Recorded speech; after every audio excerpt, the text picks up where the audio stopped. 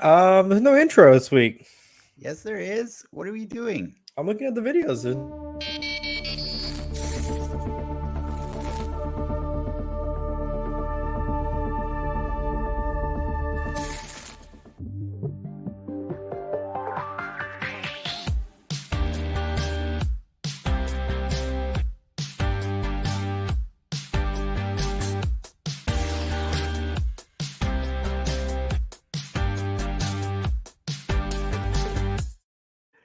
Oh man. Welcome. It's Friday, October 21st, 2022. And this is Dan Excelsior, the Mostly Marvel podcast. I'm Dennis, and I'll be your host as we review the latest Marvel happenings across all media, as well as other superpowered stories that caught our attention. And when I say we, I'm referring to I was going to say, I had this all written. I was going to say my reliable early bird nerds joining me this evening. But man, that intro makes me redefine the term reliable. First up, I wrote this earlier today. I will send you a screenshot. I do not have an intro video. It says first up, 81 episodes in. I believe he's got these behind the scenes buttons under control. There is, I assure you, there is no intro button on my screen. Oh, since we don't like to hold anything back from our viewers, I will kindly remind Ricky that when there's technical difficulties, you should defer to the private chat instead of just go live with the show. Yeah, no, I'm the Bill O'Reilly approach. You just do it. I would have then simply showed you how the buttons work. But I guess I'll be running the buttons tonight since Ricky doesn't see any buttons. Nope. Wow, I can't believe that I wrote that. I jinxed myself for writing that intro for you. I'm saving the screenshot right now. It doesn't matter. You can text me. You don't have to go live with. Well, I would assume that we didn't have it. Why? I just told you I got done uploading them. I know. I figured the error was on your side. I literally played the videos for you, Ricky. You saw me play them. And that's why we do a show before a prep before the show. Well, it's okay. You don't have to keep trying to defend yourself. It's the hole is getting just the DCEU of let's button pushers. Turn this around and let's bring out somebody I had a lot of faith in until 5 minutes ago as well. When he just totally killed the momentum and told me that he hated She-Hulk. He wants the audience to know that he's still better than Eric, but just on that alone, no, Eric's better. I wish I invited Eric, but it's Joel. Welcome. Don't hate me because I'm beautiful. Well, I hate you for so many other reasons. So many. It's just the fact. It's just that one fact that it served no purpose, right? It did serve a purpose. It served a purpose. It introduced the character She-Hulk, and it gave her her own stakes, which she resolved by the end of the story. Her stakes were she was fed up with the way Marvel was doing stuff, which makes no sense to me. Her stakes were coming to terms with being Jan Walters and the She-Hulk. She played that off once in the season and then once at the end, and that was it. I'm not gonna do receipts with you right now, but you're very wrong, sir. Well, let's. I always gotta ask, like, did you like the She-Hulk that you got at the end of it? That's all that really matters. The She-Hulk at the end of it wasn't bad. Again, the best episode was Daredevil, but I feel like that's the one thing that the world can collab on and say yes. No, the best episode was the final episode. I think Joel's part of intelligentsia. Yeah, I don't think. Yeah, I think you are. You're kind of. It's kind of going over your head the entire show and the entire intelligentsia joke, because I think that's you. I think that's you. Maybe. Yeah. I'm just in that place where when my time is precious to me. So if I'm looking at something, I want to feel something, and single time. So here's my question to you: at what point did you say, as you're watching the show, I'm not feeling anything? Was it the first episode? Was it the second? No, Was it the it third? Was was it the the fourth? first Was it the episode. It fifth? was like it definitely gradually went down, Mhm. and then the Daredevil show, the So Daredevil why episode came why up, did and I was why like, did oh, you keep watching it if it was not a waste of your time?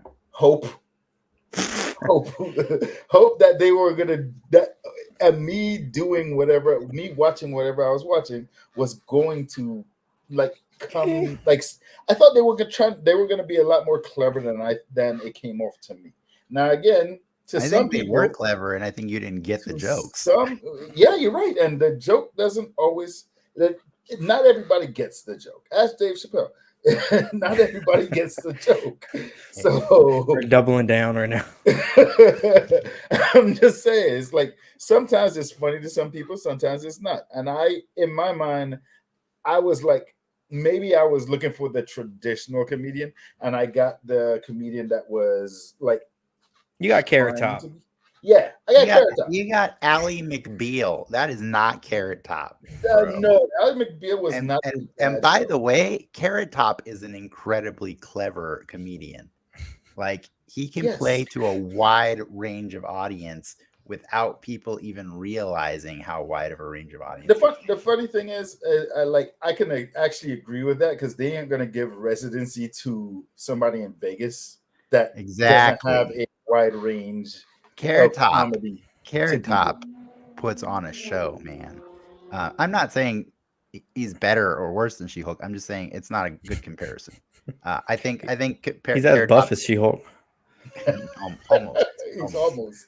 He could have been a stand-in for her. Okay, well, I will come to terms with the fact that I have a member of intelligentsia on the show tonight, and I have a behind-the-scenes producer who is incapable of doing his job tonight. Yep. It's gonna be a weird show. The wheels have fallen off. But I'm gonna get some formalities out of the way before we continue this shit show of a show tonight. I am glad you guys are here, though. This is going to be fun. Okay, here we go. As advertised, we are going to take a break from Marvel today. I mean, a little break. We'll still have some Marvel, but we're going to be putting a spotlight on Black Adam, which is in theaters now. But before we do that, we have nerd news to discuss, and I'm going to say a really, really quick round of trivia for everyone to play. It was a hard one for me to put together this time around. For those of you joining us live, don't be shy. I see you, by the way. Yeah, don't be shy. We'll be checking the comments regularly, and you're welcome to chime in on the trivia if you happen to know, or for anything else. If you have questions, throw them at us. We'll try our best. We're not like experts at everything, especially when it comes to taste as far as She-Hulk goes. But we definitely try. We try. That's all that matters. And if you can't get enough of us, you should visit patreon.com/DenXmedia, where you will find a variety of creative offerings, including recent episodes of our live after show, The Soapbox. Patrons get exclusive access to chat with us, but if that's not your thing, don't worry. We'll be releasing it to the public next week. I'm not sure Joel's going to make it to the Soapbox tonight. He says he's not. He probably will. Yeah, maybe. We'll see how it goes. But yeah, we're going to be chatting about weird stuff. We'll probably rage out more about She-Hulk. I'm going to talk to Ricky about some games that we've been nerding out on. And then we'll go our merry way. And if that doesn't entertain you, that's okay. It's free. It's free for people who wait a week. And for our patrons, I think they already like our brand of humor, so it's fine. Yeah. So there you go. All right. Before we move on to news and stuff like that, Joel, are you still watching that baseball game? No, it's done. Game's done. Padres lost. Right. I'm sorry. Damn. Sorry. At least we have your undivided attention. Yes, you do. Except that you're probably playing Marvel Snap. Nope, hands are free. All right. Haven't even put it on my. I just put it on my phone. What have you been nerding out on this week besides that game that you were just watching? Modern Warfare. That is my thing. Is Warfare or Warzone accessible yet or no? I don't know if I don't know if Warzone is accessible, but I know early release for the campaign is out as of yesterday. Okay. So when Like- I started playing that game, I started playing that game last night, and I was like, I had to force myself to go to sleep. I think we finally come full circle because like Modern Warfare 1 and 2 were my jam in high school. So to have them like weirdly rebooted, You really dated yourself there on that it one. feels a little dirty. Well, it's supposedly it's like you know how everybody's doing like Elseworlds. Yeah, This is yeah, supposed to be like an Elseworld story because it's even though they have all the same characters, they aren't. Yeah, they're all doing different. The exact story, the same storyline. I'm talking like GameStop midnight release. That was like my jam back in the day. Well, blame the fact that now you can download games. Nobody's doing midnight releases.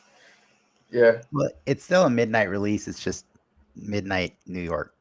but Yeah. no. Well, maybe I don't know. Like I'm guessing it was 9 o'clock in West Coast because it's 12 on the other. Then I'm guessing it was. Then I'm guessing the game came out at 9 o'clock on Wednesday night because, and I just found out about it last night because Mhm. I was working and I looked on YouTube and this girl was on there streaming. Who would have thought? That stage? And I was like, "Holy crap, it's out!" Mm-hmm. Call of Duty, still a great game. What about you, Ricky? What have you been nerding out on? What have I been doing this week?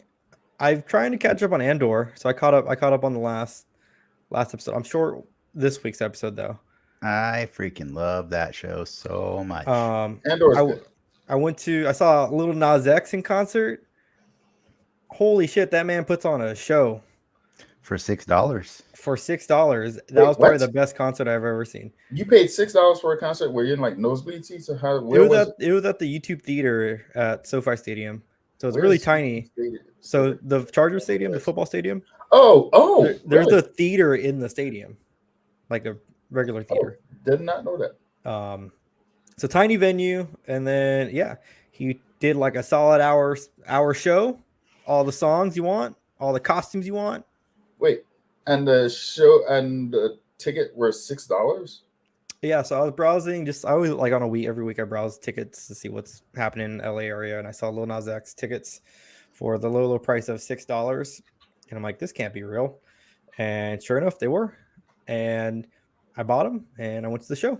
Was it like standing room only, or No, I had a full-on cushion seat.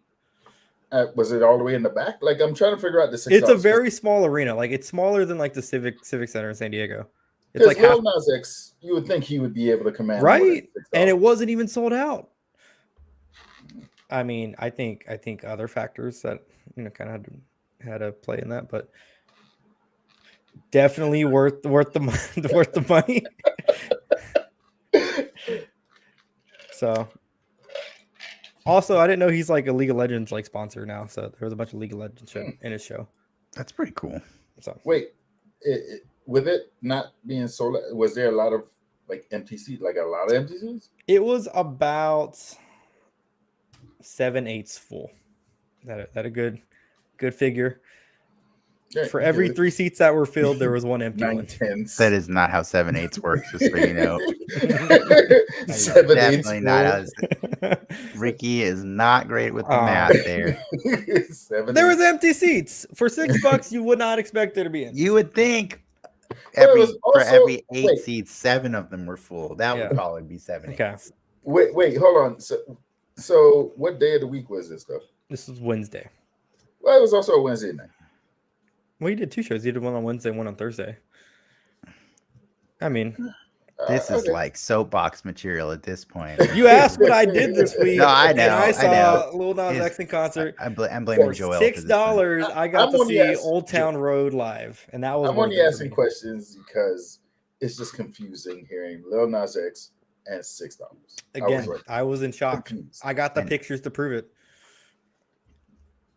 I'm Yeah. going to tell you what I was nerding out on since you were nice enough to ask. Yeah, how was Um, your week? Thanks, guys.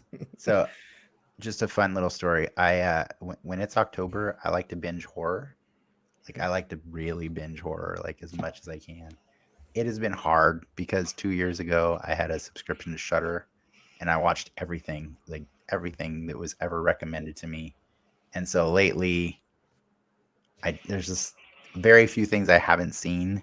Been a light year in horror in general. Yeah, Barbarians comes out next week on HBO Max, so I'm waiting for that one. But I'm going to do a 7-day trial to Shudder on Monday, just so I can get a week of like whatever's left. But here's the funny thing: like every October, I will find like the most recent updated lists of best horror movies to watch, blah blah blah. And I saw this list, and I'm like, yeah, seen it. And then I saw one on there that was like Watcher. I was like, okay, I think I saw that somewhere. So I checked on Netflix, and there's a show called The Watcher. It just came out this week. Oh, I know what this is. I binged that whole stupid show only to find out the movie they're talking about is Watcher without the in front of it. And it's a movie. It's a movie on Shudder. I watched The Watcher, which pretended to be a horror story and just never really delivered any type of I was scare excited at to all. watch that. So Do not watch it. It ends so annoying. It's just, yeah. It's based on a true story. Yeah. I watched all 7 episodes of it, and I was pretty bummed when it ended. I also watched Midnight Club. We finished that, and that's better. Also, dub not edition. Scary. The dub edition. You said Barbarians comes out next week On HBO Max. Yep.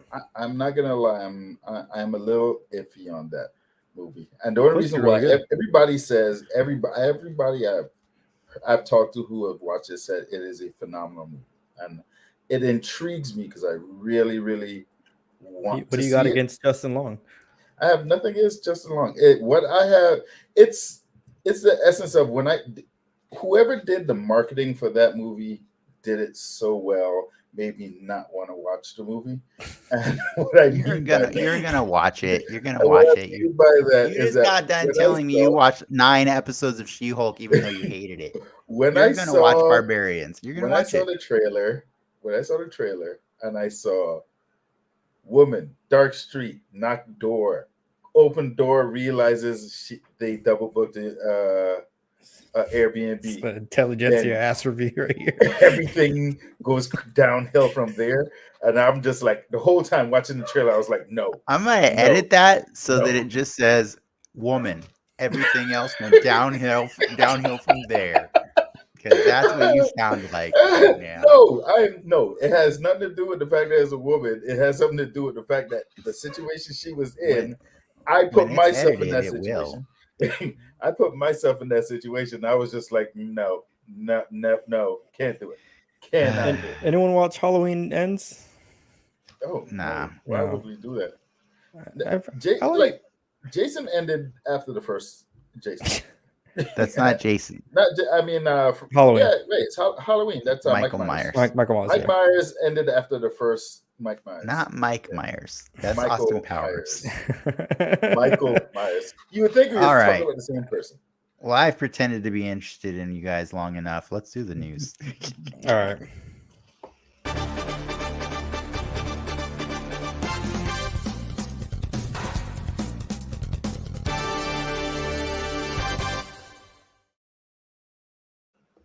All right. We got just some updates on casting this week. A little bit of a lull in Marvel news. FYI, they have a pretty big movie coming out in 3 weeks, so I wouldn't expect much going. They do. There's probably going to be a trailer in there. What trailer do you think it's going to be? Ant-Man? I think we'll get Ant-Man. But following from last week, it is now confirmed that Harrison Ford will be will be taking over the role of Thunderbolt Ross in Captain America: New World Order and in the Thunderbolts movie. That guy is 80 years old. Mm-hmm. Yeah. So hopefully nothing happens to him before the whole series goes. Oh, I would feel so. They're filming his stuff in one shot. They're filming his next 5 movies all in 1 week because he's going to have like one scene in each movie they're just going to film it all. It's done. Out of curiosity, did you guys see the Black Panther trailer that came out? Yeah, the one from today. Yeah, the one that came out today. Okay. I think sure. They gave out a little bit too much information. Which trailer? There was a new Black Panther trailer today. Oh, I didn't see the new Black Panther trailer. You get to see a little bit more. You get to see a lot more of the suit and its powers. Yeah, I feel like they gave away a little too much in that one. But they're kind of playing coy. I'll give them credit if I don't. I truly believe there is more than one Black Panther in this movie. Yes, I So. also do believe that too. But it was just that one scene at the end. I was just like, But I don't know if they. I'm there for my boy Namor. I bought the Legos. He's coming in tomorrow. Got to support it. Namor. You guys call him Namor? No, the world now calls him Namor. What is that? How they pronounce it in the movie? They might. Who knows? Yeah, but I mean, but he's Latino, so like, yeah. I wouldn't be like basically the Latin. That's the Latin community's new pronunciation of the character, because they don't give a f about whatever his comic history was. He is now and forever Namor, because they're, I think it's cool. I think it's cool that they chose to do that. Like, they chose to rewrite that character. I was going to say retcon, but it's not really a retcon. It's really the whole Atlantis thing too. It's the whole MCU is a different universe, period. So, but like, I get it, because there's no reason to be second to the party. If Aquaman beat them to the jump on that one, then just go a different direction. You know what I mean? Like, that's why we have Ant-Man movies and Guardians movies, because like, they're always trying to do something slightly different than what we've seen. So I don't mind. Like, Namor doesn't have Aquaman's powers anyways. They just both live in the ocean, so yeah, they're water people. Cool. Well, it's not Atlantis anymore. It's something else. Teotihuacan. Yeah. Well, you mean in the comics? It's still Atlantis. In the comics it's Atlantis. In the MCU it's not Atlantis. It's something else. Yeah, I know. And that's fine. I'm cool with that. I will reserve judgment until I see it, but I will be honest, like, I have never been a giant Namor fan. Namor is Marvel Comics' oldest character, period. And does he predate Marvel Comics, or was he I think he appeared in what was called Marvel Comics #1, but that was a Timely Comics publication, if I remember correctly. In the comics, I think he was the first mutant. Well, that was retcon. He's retcon to be the first mutant. They call him that now in the comics. But it's fine. Like, in any case, like, he's an old ass comic book character on the Marvel side. DC has older characters for sure. But yeah, I've just never cared about the character. So I think it's cool that we're potentially going to see a version that will resonate with me. You know what I mean? We're in the golden age of water people. We got Aquaman. I'm gonna be honest, like, the Deep. Like, for me, Black Adam and Namor are very analogous characters. And so I think it's really crazy that we're getting live action representations of both of them within 3 weeks of each other. It's pretty funny, because it's like, those are two characters that I just couldn't care less about in the comics. But the movie versions, I'm like, let's do this. I want to see this. I just want to see it all. I want to see everything I ever grew up reading just put on the big screen. And like, when they do it, when I know the characters, like, I get really excited when they're accurate. Yeah. When I don't know the characters, I get really excited when they do something different to make me care more. Make them brown. That's because if I don't know the characters, it's typically because something about them didn't interest me enough to follow up on. But that's right. But there's a contradiction now for what you just said. They changed Namor. Yeah, I'm saying, because I don't care enough and know enough about that character in the comics, so I'm down for the change in the spin they put. I think it's the spin. It's an interesting spin. Yeah. Some characters need more of a spin than others. Did Captain America need a spin to sell him? Nah, he's fine right out of the box. Right out of the box. Name America in the. That's not what sells him. What sells it's not him what sells him, but the thing is that I'm saying his story didn't need to be changed. You know what I mean? Like, his story works. Iron Man's story just needed to be updated to current war. That was it.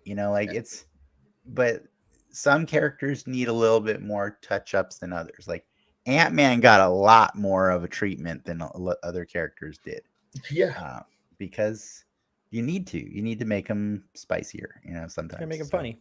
Welcome Namor and welcome Harrison Ford's Red Hulk one day, because and soon to welcome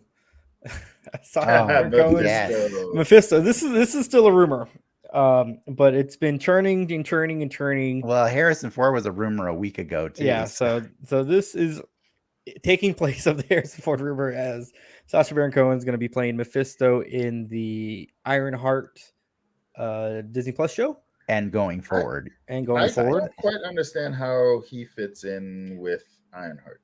You don't? I think she's fighting the Hood in that movie, and I think the logic is Mephisto is the one that gives the Hood. Do you know who the Hood powers. Is? No, I'd never heard of the Hood. The Hood is a low-level gangster that comes across a demonic hood, and when he wears it, he has like super crazy powers. Think of it kind of like the evil version of Doctor Strange's cape. Like it's just really powerful evil cape that's possessed by a demon. And what I think is really cool about that is like they're with Ironheart, they're basically getting a chance to do a do-over on the Iron Man stories we never got. Because they never pulled the trigger on an actual Iron Man versus Mandarin. Okay. And that's kind of like his whole story. Like his arch enemy is a magic user. And so it's always about like, how does his science, outdo the magic? It's a very weird, confusing thing. And we just never got Iron Man versus Supernatural, period. Like in any of the movies, right? So it's cool that Ironheart gets to do that. But I think it makes perfect sense that a Mephisto would be behind the Hood. Now they got to put him in the loincloth. You got to commit to it. Now, I wouldn't put it past him to commit to anything. Here's the thing, though. Do you guys think that they went down the Mephisto line because Mephisto has been in everybody fans have been talking about Mephisto for so long? Question to you. What part of She-Hulk made you think that they haven't been completely self-aware of their audience for decades? Well, listening to that one interview that Jessica Gao said afterwards, where she basically said she was trying to troll the trolls online. Yeah.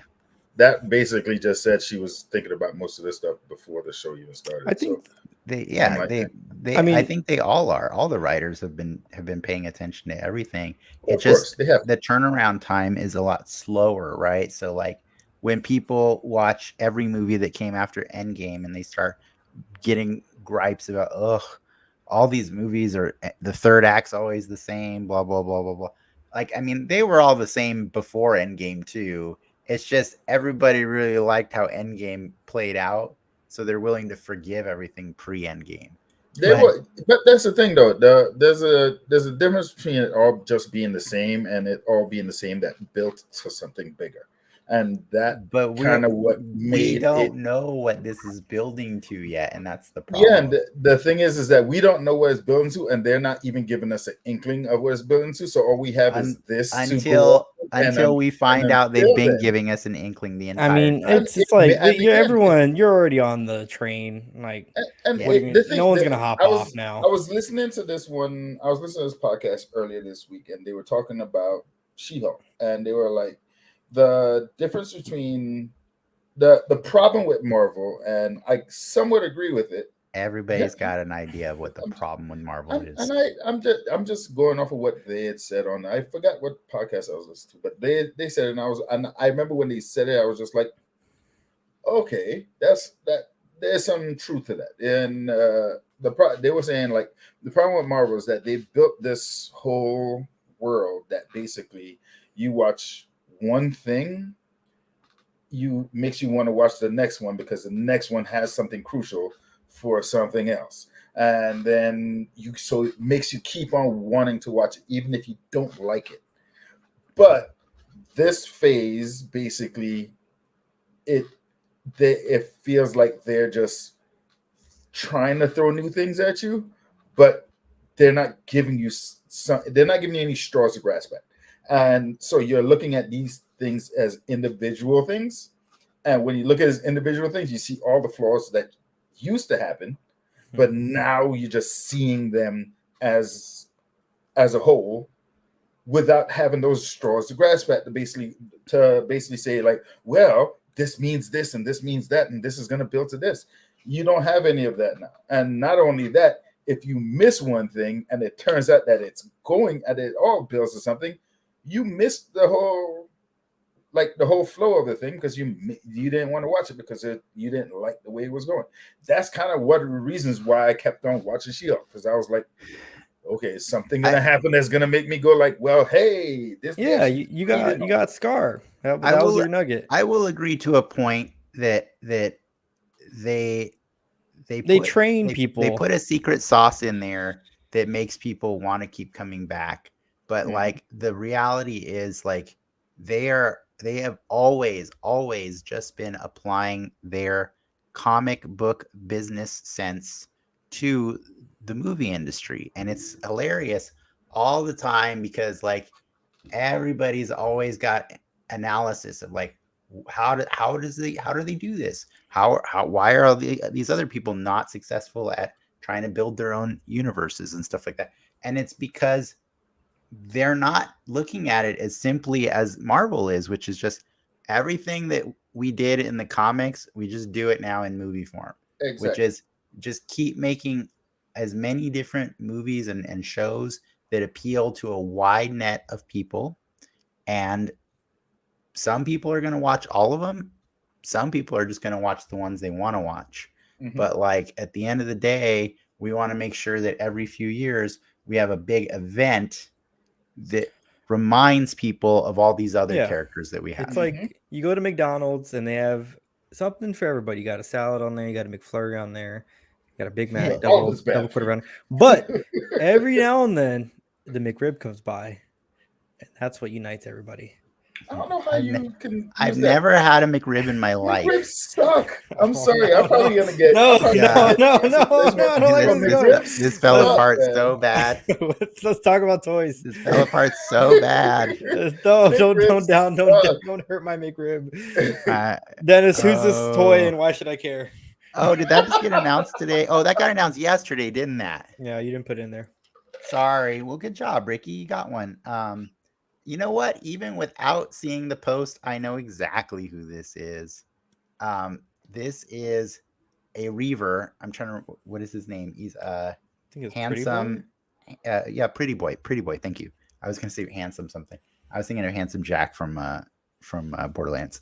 Yeah, it's Pretty Boy. This is a. They've been slowly like giving us the Reaver figures. You know, like Lady Deathstrike and all her cybernetic people like Donald Pierce, Bone Crusher. The Build-A-Figure recently was like, wait, is the Build-A-Figure Bone Crusher? The tank? Yeah, Bone Crusher, and then there's Skullbuster. Yeah, like all these ridiculous cybernetic dudes. But Pretty Boy is this guy that just has like it. Pretty much the only part of him that's not cybernetic is his head, his pretty face. So yeah, I forgot. They, in honor of the 20th anniversary of Marvel Legends, every 20th of the month they've been revealing something new, and I missed that one. So everyone's clamoring for a Pretty Boy figure. Well, I mean, not everyone, but like I said, like they're applying the same logic, which is some people are gonna want this, and I'm one of them for sure. That Iron Man that just came out a few weeks ago. Looks like this guy kind of goes with them. That was cool. It kind of does. Do you guys recognize this one at all? This is stealth one? Marvel versus Capcom. It is. They're not allowed to say that. Why aren't they allowed to say that? For whatever legal reasons, I guess. They're like Hasbro doesn't have the legal ability to mention anything about that game. So like 2 weeks ago at their fan convention, they revealed the PulseCon like what is it? The retro Iron Man, and he comes with they called it a plasma cannon, but it's the big ass proton cannon from Marvel vs. Capcom. Yeah, where he goes proton cannon, and it's the orange and red version of this suit. And then a few days ago, they're like, "Oh, hey, just throwing this out there, but like, we also have this if you guys want that." And So they it's don't the really same. want it. It's the same as the other Iron Man, just the different colors, right? Like This the is Game not. Boy. This is not a suit that War Machine wears in the comics. Yeah. The reason this suit exists is because Capcom was too damn lazy, and they just repainted Iron Man these colors in the game and called it War Machine. And so here we go. Now we got this toy. That's that. So wait, Marvel Hasbro can use. They have a license for Capcom stuff, right? No, Hasbro has a working relationship with Capcom, but not but it's a different thing to do a Marvel and Capcom figure. Okay. You know what I mean? Like it would probably be more expensive. You get to keep all the money if you don't say their name. Exactly. So they just painted it. I know in the game he was a little bit the silvery parts were a little whiter or less blue. So maybe this is their way around it. They're like, hey, this is the closest you're gonna get. It's pretty good. Check it out. But that went up for pre-order early this week. And yeah, it looks like the War Machine second skin on Marvel vs. Capcom from like what 1990 or wait 2003 or something like that. I don't even remember when that Marvel vs. Capcom 2, like 98, isn't it? Marvel vs. Capcom 2 was probably 99, 98, yeah, something maybe. I don't remember. 2000. Oh, it's an old game, but it's an old game. Actually, I want to say it was in the. Gonna take you for a ride. Was it 2000? 2000. Yep. Yeah. It was 2000. Gonna take you for a ride. In 2009, I remember that game being at the arcade at UTC. Oh, it was definitely at the arcade at UTC. But I don't even think that arcade was around in 2000. Gonna take you for a ride. Yeah, it was. Oh wait, no, it wasn't. You're right. I know what you're talking about. There used to be a movie theater at UTC. Yeah, there used to be. There used to be 2 movie theaters at UTC. Okay, that predates me. Oh, you guys are old. But I remember when there was. Sorry, there is currently a movie theater there, but there used to be a super old one that was actually underground. Yes, it was underground. Yes, I remember that one. Yeah. Dated myself. Anyways, we're old, and those are toys that you may or may not care about, but I do. And as soon as this pretty boy ever comes out, I want it. The rumor is he's probably going to be part of a 5-pack, including that Strife that they revealed a few weeks ago. Oh wow! It's like going to be an Amazon thing, right? That's usually probably another Amazon thing. The rumor is Strife, Vertigo, Random, Zero, and Pretty Boy. Is Random a character? They're all X-Men related characters. Okay. They're not all Reavers. I feel like the Hasbro toys, they're either always late or it take forever to come out. They're a lot faster than Sideshow. I saw that Black Panther is actually hitting shelves now too. I have a giant box of them right here next to me. They just got the new yesterday. One or the Shuri? The new wave just the Shuri. No, we don't know that. We're not commenting on that. A Black Panther figure from that movie, a female Black Panther is in stores right now. Okay, cool. So I'll have to check. Pulse and see. Wait, why can't we comment on that out of curiosity? Because I don't want to spoil a movie before it even comes out, and we don't know for sure. We don't know for in sure. The comics, I know that she has been Black Panther in the comics, but that doesn't mean they have to do that. Yeah. Look at Ricky's face. I mean, it doesn't mean that at all. All right. If she's with you, stores, I'm just saying. I think it would be cool if it was Nakia also. Like that would be. I think Nakia is a pretty cool character too. It might be both. Yeah, or more bankable star or M'Baku. Yeah, I don't think. Wait. Just to be clear, which one do you think is a more bankable star, Lupita Nyong'o or Letitia Wright? I'm saying Lupita is a more bankable star. Yes, correct. Yes. Okay, I thought we were about to have words here. But I hope M'Baku's in a suit, but I don't think M'Baku is in the suit in that trailer. Yeah. I'm gonna go Plus- out on a limb and say that's not him. Plus, I'm gonna go ahead and let me say it's not him I just either. want to throw this out there because once again, the trailers are always deceptive if you pay attention. They did a mid-season trailer for She-Hulk where they showed the Abomination walking through a crowd of adoring fans. He was not wearing a suit in that trailer.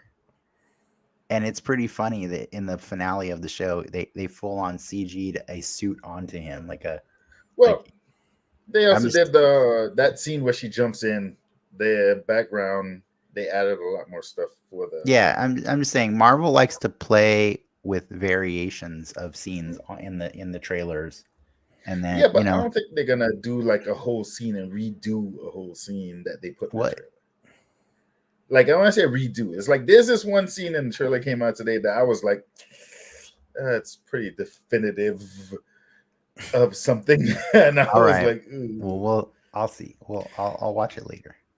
But I'm just saying, until the figure is actually, labeled as such, it's labeled as Black Panther. That's exactly. So that's all you can report. That's all that matters. Yeah, actually, that is all that matters. Because the thing is, Black Panther was never a person; it was a title, a name. It's like Sergeant or King. Well, they're all people. Yeah. Well, it was never like saying like it's not like don't say they're not people. Well, when I say that, it's not like Batman. It's a title. Superman. You mean it's not? It's not a person's name, is what you mean? Yes. Yeah. It's not they're Thor. They're people, though. I get they're people. I'm just saying it's not like definitive that it's more of a title. I get it. I feel like we're just in a combative place today. Yeah, let's continue this fight with the game. Let's keep it going. So wait, I just want to ask a question to add to the combativeness. And Joel, when you remember way back when the news started on this show? On She-Hulk? No, on this show. On this show. Yeah. Do you? I could have sworn a video played right before. Yeah, there was a video. But that's weird though because I didn't hit a button. So wait, for the news? You talking about for the news part, right? There was a news clip that came on. I know. So how did that happen? If Ricky says there's no videos to play, well, I'm guessing Ricky did his job. No, I have all the videos in my deck except for the intro video. All right, so you're saying you do have the video ready to go for the next thing. Mm-hmm. Let's do it then.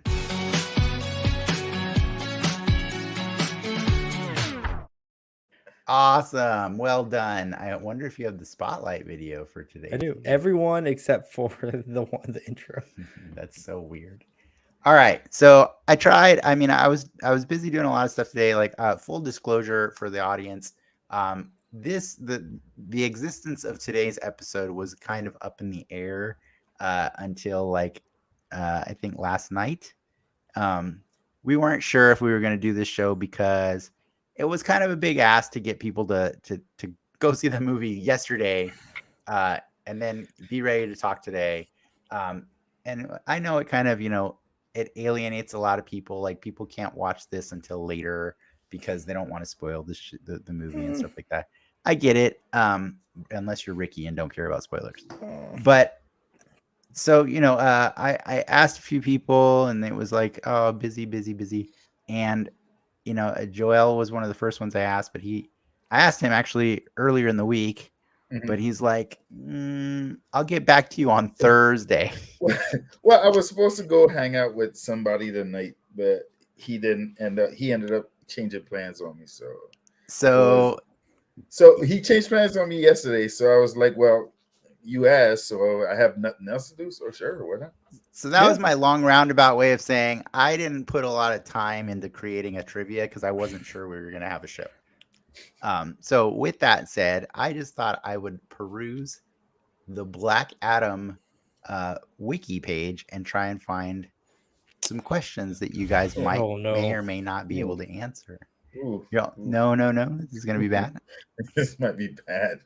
Okay, this one's free points you get on a scale of 1 to 5. What would be your Black Adam knowledge before the movie? Before the movie, 1, 2. I thought he had a really cool moment in the DCU online or DC Universe online trailer. That's my only Black Adam feedback. I don't even remember. You're talking about for the fighting game, right? No, he's talking about the old online game. MMO or whatever. Oh, The MMO. I honestly I never played that one. Never played that game. That game's still going. Yeah, it is. Yeah, it is. It's an old game. Played on Switch now too. Really? Yeah, that's cool. There's I wait till the meat of the story before I bring up any Black Adam stuff. But like for me, the only story I've ever read that where Black Adam was a main character was Kingdom Come, and that was it. I don't even remember him in Kingdom Come, honestly. Yeah, there's that one iconic scene where him and Superman are fighting each other, and then the process of the Superman shooting his laser beams and Black Adam's, they're flying at each other. All this, and this one page was like almost all white, and then because you heard them fighting, and then Shazam says, and he says Shazam, and then afterwards you just see Superman standing over him, and he's on the ground with his shirt ripped open, and I was like, that is badass. I got you. Okay. Well, let's do a follow-up question because you've seen the movie now, and we're trying not to spoil it yet. We'll get there. We'll get there eventually. Follow-up question. So this Black Adam, you already kind of put that out there. He also gets his powers from the word yelling or screaming the word Shazam. Yeah. But unlike Shazam, Black Adam's powers are all from Egyptian deities. Can you name 3? Set. Is that one of them? They said it in the movie. Did they? Yeah, they say them all in the movie for when they're in the circle. I might have glossed over that one. Set. Who's the time god? Horus? The hippo? The alligator? Moon Knight?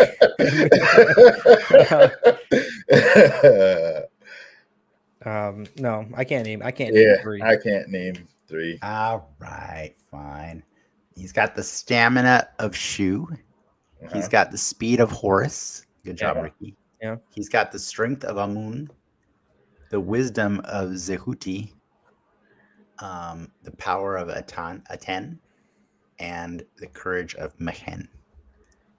Okay, there's no way in hell I was gonna know all those. I can hardly read. I didn't ask you for all of them. Making an acronym. I wouldn't be able to pronounce 3 of those. That's why I only asked you for 3. Fair enough. What is his? Give me one other name he goes by. Teth Adams. Did you say Adams? Teth. Did you say Teth Adams as in like the Adams family? Yeah. Yeah. It's his house name. This is house name. Jeez. This one, like I said, I don't know much about Black Adam. Like, honestly, my knowledge of him came from Kingdom Come. I went to watch this movie because it was The Rock. That was the main reason I went. I think you just proved my point. I made that point like 2 weeks ago. What? That the Rock is why you can't use him to prove your point when he just completely defeated your McRib point earlier. Like you can't use Joel as a sample. I didn't know this was not a McRib safe place. I thought I was amongst McRib aficionados. Look, I'm sorry. The McRib used to be good. Lately, it is not as good. That's all it is. I remember when it was good. I'm just saying you don't 2 get for to 5. You use can't beat him. that. You don't get to use him for things like that if he doesn't apply to others. All right. Other media, I'm trying to see. Okay, here we go. In the Braven, well, actually, in the video game, I want to see. Yeah, who was? He's an Injustice, right? He is an Injustice. Yes, he is in Injustice. I'm trying to see. I'm trying to get one other question for you. Sorry, I wanted to look up the Injustice one. There he is. Who was the voice of him in Injustice? Is it a actor or a voice actor? Someone who's famous for being a voice actor. I mean, he's a voice actor. Was it what's his name? The guy who did Kratos? Oh yeah, that'd be my guess. That's a good guess. I forgot his name. I met him and actually like had full on conversations with that dude. His name is just slipping my mind right now. Oh shoot, I'm looking at the wrong freaking one. I'm looking at the damn movie. This is dumb. Why is this making it hard? I don't want to know about the animated video because they don't have the same actors for the animated. Well, shoot. I will look that up and get it to you. This was my poor attempt. Joey Neighbor. Yeah, you weren't going to get it. It's fine. I knew you weren't going to get it, but I just wanted to try. I think I was just trying to set a bar to show how we didn't know this character very well going in. Honestly, for me, my biggest exposure is from the two games Ricky mentioned, which is the DC Universe online game, which actually gives you a lot of Black Adam in that game, and then Injustice, Gods Among Us. But yeah, that's where we're going with that. So if that's the knowledge level that you're cool with on this ride, then let's take that ride together and let's talk about Black Adam.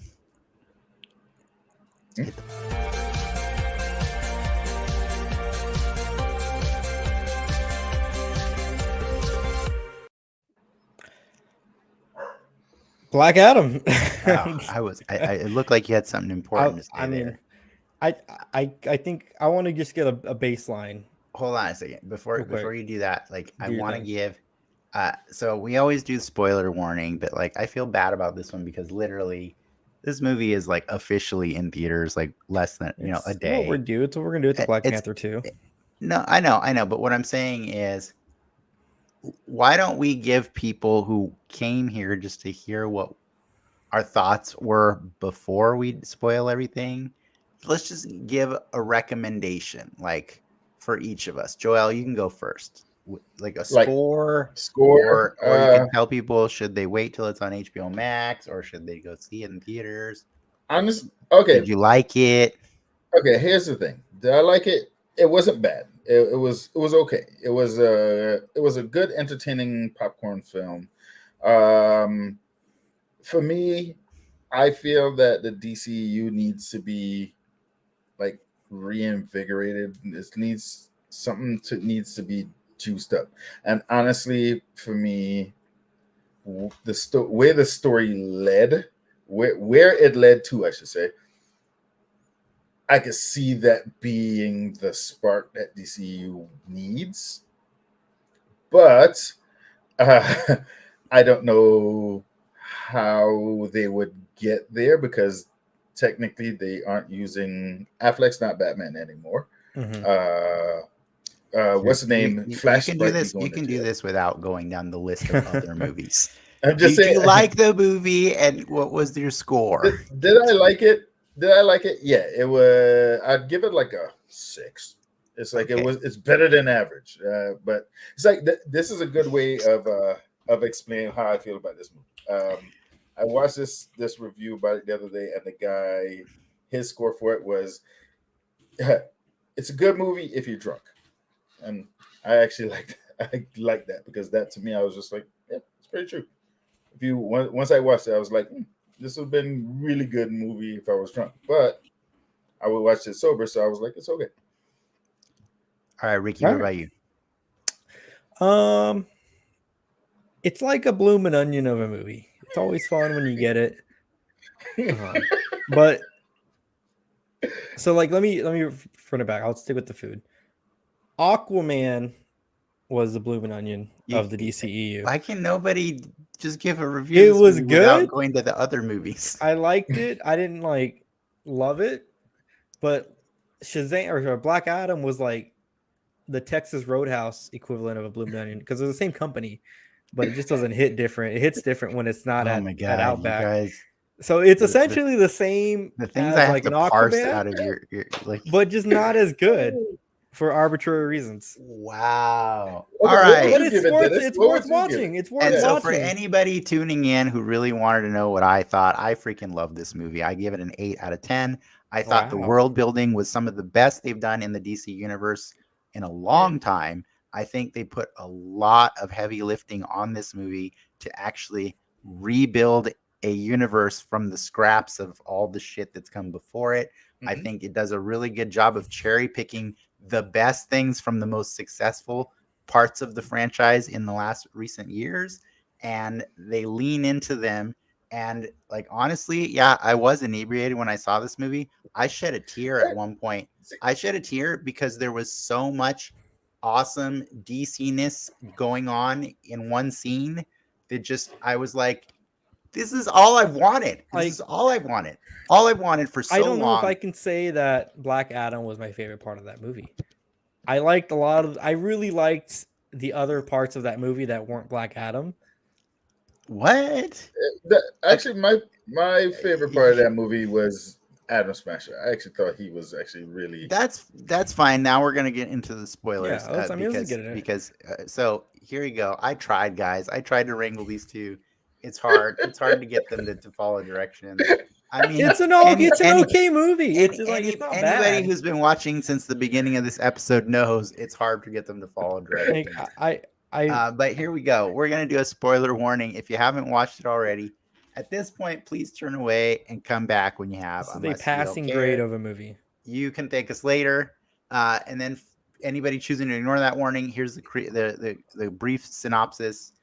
Nearly 5,000 years after he was bestowed with the almighty powers of the Egyptian gods and imprisoned just as quickly, Black Adam is freed from his earthly tomb, ready to unleash his unique form of justice on the modern world.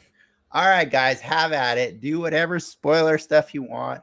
Talk about your things you're angry about, whatever. I'll save my happiness for the end when I'm done listening to your silliness. Right, Ricky called this the Fast and the Furious good, like yesterday. Yeah, like and I was like, "What are you talking about?" Let's get a baseline. Like, are we all rock fans here on the Den Excelsior podcast? Yes, I'm rock. I am not all the time. I like The Rock when he's good, and I don't like. You the don't Rock get to pick with Rock movies. Yes, I do. I do. When you see him on a poster, will you go watch that movie? No, no, not always. No, not always. I will say I want to go watch it, but there are many Rock movies I have passed on because I'm like, okay. If I see The Rock in a trailer, I will watch the trailer. Okay. The Rock is like the new Samuel L. Jackson. That guy will do any movie. Yes, and it doesn't mean I don't like Samuel L. Jackson as an actor and as a he seems like a really cool guy. Both of them do. But like they are hard working. Did you see men sidetrack? Samuel Jackson is in the Marvel Snap trailer as Nick Fury. That's funny. See, that's what I'm saying. Like, not above a check right now. He's not above a check, right? And that's what I'm saying. Like I will never hold it against The Rock for making bad movies because he's just putting food on his family's table. I get it, like food on his very elaborate, fancy table. But I'm not gonna go see a movie with The Rock just because The Rock's in it. Okay, I'm not gonna do. But again, but if The Rock is in a trailer, you would watch it. Doesn't matter what movie it is. It's just like, If The Rock's in a trailer, I'll watch the trailer. Sure, of course. But the thing is, there are trailers out there. There are movies out there that I'm just like I don't really care to watch I don't trailers. think I want to say I will watch every Rock movie out there, but I've probably seen every Rock movie in the past 5 years. How many movies has he put out in the past 5 years? Yeah, Dude, I have not. that man. I have That not. man works. Well, I probably watched a lot of things that has The Rock in it. Okay. Because Rock has that charisma that I just feel like, okay, I feel like He's an entertainer. He's our Arnold. he's He's very he's our Schwarzenegger. What was your point? Because I think you failed. I think people come into this like you either like The Rock or you hate The Rock, and that's a big driving factor in your enjoyment of this movie. If you like The Rock on its baseline level, it's another Rock action movie. Okay, I got a question. No. I got a question. All right, do you guys think The Rock is a good actor? Yeah. No. I do. Now, I think most people that come from a wrestling background are incredibly good comedians and actors, and usually comedians are better actors than dramatic actors. Entertainer. I think he's a good entertainer. Entertainer, yes. Actor, no. I'm taking John Cena over The Rock as an actor. Honestly, every day. That doesn't mean he's not a good actor. Like, you're comparing him to a really great actor. Like, that's what no, it's not. It's not like comparing. He's the worst of the actors, the prominent actor wrestlers in acting right now. Wow, you're really gonna say The Rock is the worst actor? I think Batista and Cena are better actors than The Rock. Have you not? Have you not? Do you think those are the only three? Do you think they're the only three? Only three. Seriously, look at anything with Steve Austin in it. I guarantee you won't think he's the worst actor. What about Goldberg? Goldberg. Goldberg what about is funny. Kane? Like, you're crazy, man. You're crazy. What I'm saying is, The Rock is a really good actor. He really is, but he's very careful about picking roles that highlight some aesthetic about him. Yes. Mm-hmm. Yeah. And I think what I really liked about this movie is that The Rock showed a lot of restraint in not being the guy that does the one-liners, because he's the villain. Raise an eyebrow. Here's the villain. This is a problem. He doesn't have to raise the eyebrow. This is a problem I have. He's playing a character. I'm not mad he didn't, but you're talking about restraint. He didn't. You sound like you're kind of mad he didn't. This is a problem I have with The Rock right now. The Rock is relatively playing people that are The Rock. It's like Black Adam is The Rock, but angry. Yeah. The guy where Hobbs in Fast and Furious is The Rock because he's a great actor. Just he's playing himself. It's like to me that was like the it's about whatever you're getting like Rock flavor, Cruise. Right? You're getting it's like the Rock flavored candy bar with almonds. The Rock flavored candy bar. I don't know what you mean by that. Is it some sort of racist thing in the same way that when Arnold does a movie, you're getting Arnold?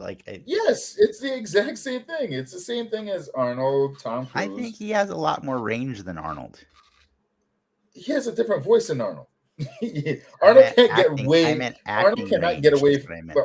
Arnold cannot get away from the accent. So the accent follows follows him. Arnold trying to act like somebody else or somebody bigger than life or somebody that's not Arnold. It's really hard to get away from the accent. So for him, it's like this is why you play up to Arnold. What's your go-to peak premiere Rock acting piece of media? Dennis. Peak Rock. Like you're telling me The Rock's a great actor. What is his?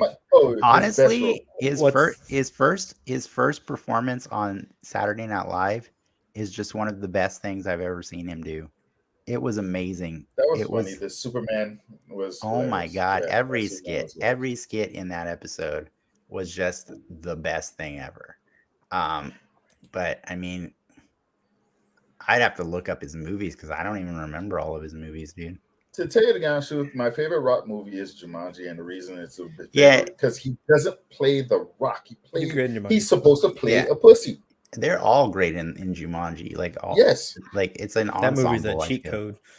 Jumanji is I give Jumanji so much props because Jumanji is the one movie, well, technically two movies, where the actors actually act because they don't act like themselves. It's my favorite Kevin Hart movie because I honestly do not like Kevin Hart movies because he does the exact same thing every single movie. But when you see him in that, he actually acts like somebody else. Rock acts like somebody. My favorite freaking thing is watching the other guys, dude. Oh, It's him and Sam Jackson. Oh my like god! The funny thing is, he plays like The Rock. He plays The Rock and Eric. In that movie, he is totally like a heightened version of The Rock. Yes, he's an arrogant Rock. You know another one, Pain and Gain is pretty awesome. He's pretty good at Pain and Gain. He's pretty damn Rock. Good. He's pretty damn good in Pain and Gain. He is like coked out of his mind in that movie. Yeah. Actually, I give you Pain and Gain that he does give off like he's trying to act. Moana. Well, it's different. You don't even see his face. You think that was him singing? Yes, it is. You don't see his face. Like one of my favorite movies of The Rock, and everybody, you probably gonna laugh at this one, but see, what's not fair is you guys ask me, I give you them, and then you're like, no, I'll concede with Pain and Gain being a good Rock performance. Yeah, what about Moana? But that's different. You don't see his face. He can live. I'm not gonna die. I'm not gonna die on that hill.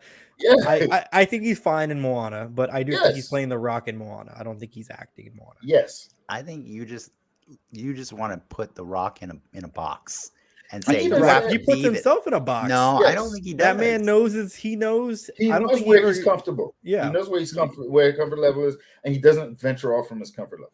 Like honestly, kudos to Batista for reaching out and trying these great roles, but I think The Rock and to somewhat Batista doesn't have a song that went triple platinum. I'm just saying.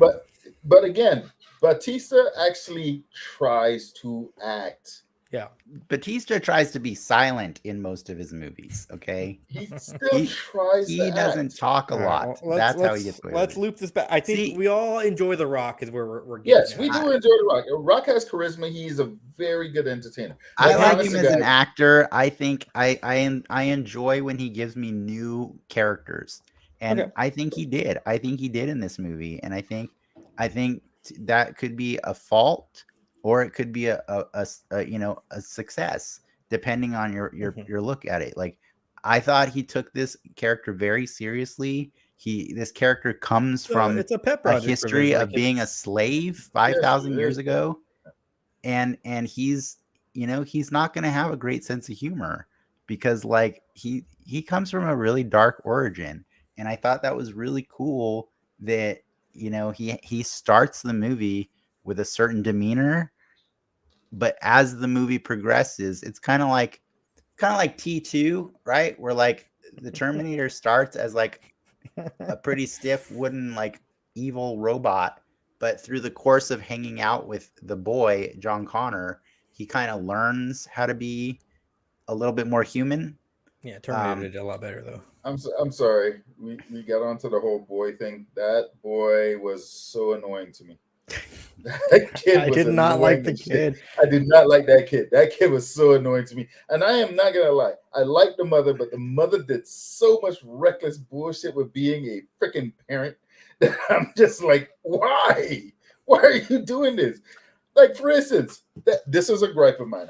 When I saw it in the theater, I was there with a friend of mine, and I turned, I was like, why? You guys are killing me. You're killing me. You have a movie where one of the most powerful gods in all of DC puts his power on full display, makes easy work of the Justice Society, and at the end faces off with Superman. And you're here bitching about the boy that's required to be there's a kid in every stupid movie. In all these movies nowadays, like there's a kid. There's going to be a kid all the time going forward. You would at least make the kid likable. The kid wasn't even likable. So many times I was just like, good God, let the kid get hit by a car. I think the kid was a little too tropey for me. He was not good. He had all the plot. He skateboarded and got away from the bad guys through like it became too much after a certain point in the one-liners. Like this kid's getting shot at and he's like, "Hey, Black Adam, like, come save me!" Like, "Oh, you did great." While like Black Adam's just murdering people. It seemed very like tonally off. He's murdering bad He's guys. murdering bad guys. Bad guys. But the fact of the matter is that, you know what? Like, so just quick poll here. Do you guys know who runs Intergang?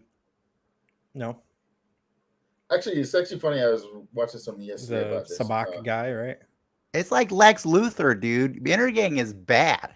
Yes. Intergang is really bad. It's like one rung down from like the Injustice Society.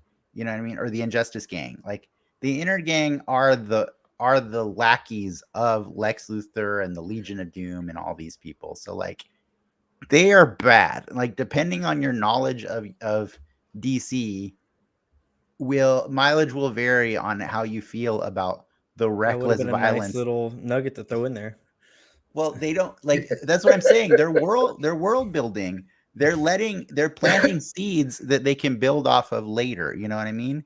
But like the Intergang, like as a group, bad guys. It's just bad guys, and they did tell you that. They showed you that several times, but you're like focused on the boy.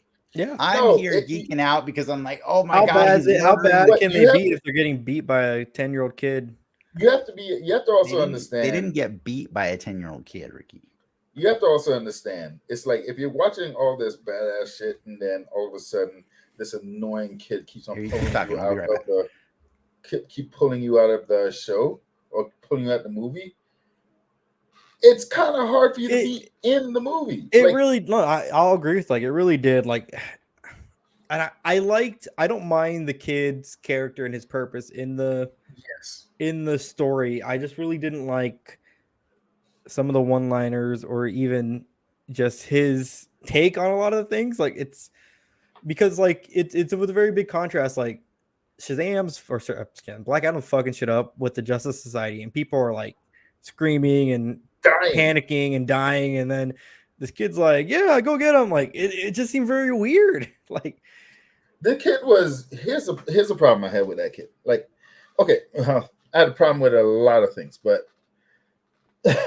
like this is the first part that caught me off guard. There was the scene where they were in that tomb and they were looking for the crown.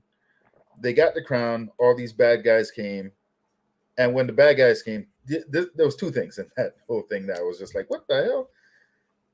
These guys see this extremely large man lightning down onto the surface, came out of nowhere. Then he starts to float, and these guys are just sitting there going like, get him! And I'm like, have you guys not seen this world I didn't before? mind that. I kind of like, there's a little... Yeah, did you see the technology those guys were rocking? They were pretty stacked. Yes, they were rocking. Okay, they were rocking good technology. They're supplied by Lex Luthor. They have Eternium weapons. Regular guns. They made a comment like, "Hey, you get him," and then the guy's like, "Boss said you get him," and then I like that little thing of like sending the last ranking person. They know what world they live in, you know, like, and bullets kill most people. You know what I mean? Like it was a 50-50. Yeah, well, again, the essence of superheroes, but they go into a building where bullets are flying by all the time, and they see some. But you don't know what he is at all. You like to say the essence of something, but I'm saying like at that point in the movie, everybody has the same amount of knowledge in the room. Like nobody knows more than somebody else. I just feel like the essence of skepticism. You signed up to go see a movie called Black Adam, where a guy is going to wreck the crap out of people, and then you get mad when he wrecks the crap out of people. No, I am not mad that he wrecked the crap out of people. Like you said, I went in there thinking he's going to fuck shit up. So let's see him fuck shit up. But let's talk about that. The problem I had with it was the people he fucked up were so just frustrating. Stupid. We're bad and stupid. Yes, that's the point. They're goons. Bad and stupid. They were goons. They are henchmen. They were henchmen are willing to die for their cause. And they did. They're getting paid. I'm sure they're getting paid. There needs to be a little bit more. You can be paid and still be henchmen. And you can be paid and just be dumb. We should It's pivot like, though to the Justice Society. Oh my God. Am I allowed to even talk about why I liked The Rock? yes, Yeah, yeah. please I explain. thought Black Adam was cool for two reasons. One, they told an origin story that kept changing throughout the story, and I really appreciated that Mhm. because it allowed something different to be told each time, kind of like the Joker, right? Like in the Dark Knight, was it Wait, the Dark Knight?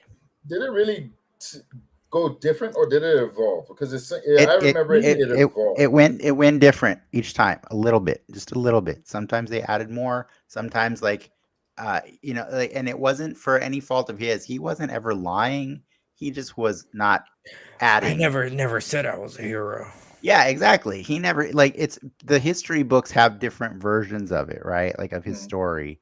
And so it wasn't until the third reveal that you finally get the full truth, which is a little retcon from his character in the comics. Like in Mhm. the comics, he killed his nephew to take his powers, which is a lot darker than what Should happened have in this done it. movie. I know Um, they should have did that. I feel like but they should have but did they that. wanted they're trying to play with a version of the character that could be Likable. he could be playing either side. He can like he's a Namor is what he is. Like he's very much a character that could be a villain at one point in the story and then a hero at another. And I like that about him, and I like that they rode that line perfectly through the whole movie to let you never know for sure which way he's going to go. And that's what I wanted out of this movie because that's what makes it not a superhero movie. You know what I mean? Like, yes, there are superheroes in it, and I think they're dumber than Intergang. Honestly, like I think they came at that guy with zero tact multiple Mhm. times, Mhm. and It Well, like was they were more I cocky. Hawkman. They were I went, cocky. I It was think. more and by Hawkman and that by did that. they I mean no, it was Hawkman and Doctor Fate Yeah, I think talked some shit. when you have a What? Doctor Fate, you can talk shit because you know what's gonna But happen. When you're Doctor Fate, you don't just show up and tell a dude kneel before me. That Yeah. is But he ridiculous. knows how it's gonna go. He doesn't know like fully how it's gonna go. It's not like he sees But the. when He if doesn't you're a see it. Doctor Fate at that point, who's ready to die, I would be cocky too. Like Well, you kind of know you know you've been around the block. I will say this, like as much as like I don't mind that the Justice Society weren't like the greatest thing ever in that story. They're meant to be the guys that show up and kind of